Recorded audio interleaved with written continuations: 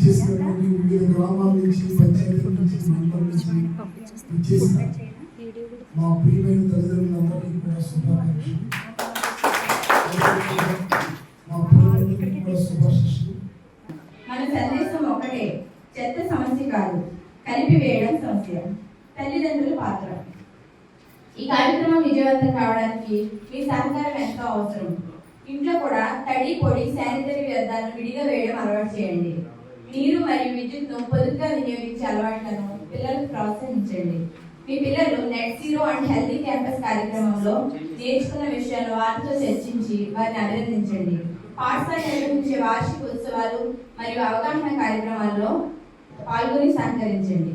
గ్రామంలో మొక్కలు నాటడం, నీటి సంరక్షణ వంటి కార్యక్రమంలో మీ వంతు భాగస్వామ్యం అందించండి.